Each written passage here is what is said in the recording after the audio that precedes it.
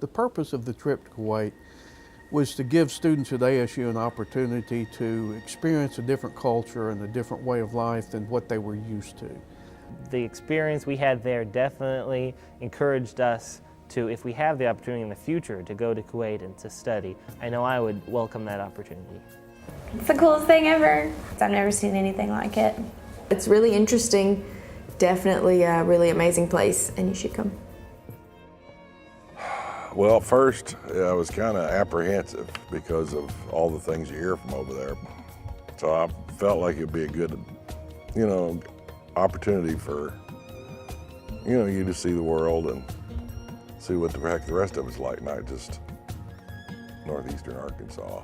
We were able to visit Kuwait University and visit one of Dr. Fowler's acquaintances here in Kuwait, Dr. Hisham, a professor of mass communications at the university. He showed us around their facilities, their radio TV studio, and their equipment, which was very impressive, much the same stuff we have at ASU, and get a trip to the student newspaper of Kuwait University, which had a picture of Dr. Fowler on one of their front pages. It was a story honoring Dr. Anas al-Rashid, ASU graduate, who was honored at ASU over homecoming. They had the complete story, and on the front page a picture of Dr. al-Rashid and Dr. Fowler.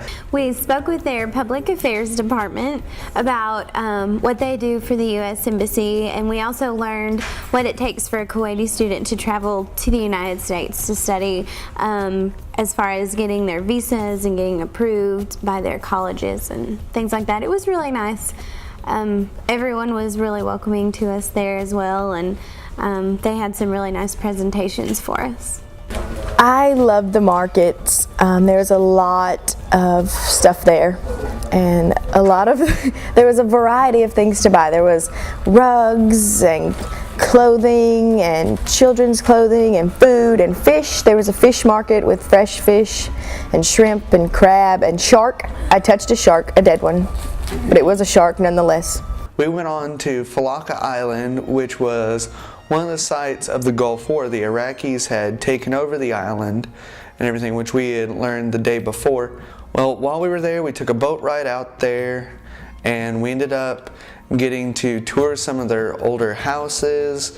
We got to walk around and just tour everything in general. Then we went on a bus tour of the whole island, where we got to see plenty of camels and everything. I'm riding a camel! Hey! You want to free? We had lunch with Dr. Anas al-Rashid, the former information minister of Kuwait, and a highly, highly respected man by Kuwaitis everywhere. It's amazing how many people respect him, know him, and he is trusted so much within this country. It was an honor to meet him and to have lunch with him. The aquarium was beautiful. We saw the deep sea IMAX 3D, which was really interesting. And then we saw some like desert animals, like the desert rat and snakes. And then we saw the fish. It was really awesome. They have some really beautiful fish and animals.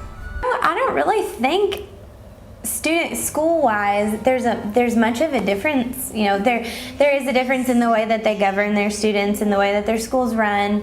But they still hang out in the student union together between classes, and their classes are set up the same ways as ours. I know their weekends are different, but they have their 3-day classes and their 2-day classes, and for fun they still do like we do. They go to the movies and just things like that. So I don't think, student-wise, socially, besides the men and the women not hanging out together a lot, there's a whole lot of difference. Well, I think our perception of Kuwait before we went was dictated a lot by not having enough knowledge of things, and I think many Americans don't have the same amount of knowledge that they should about other cultures, other regions of the world.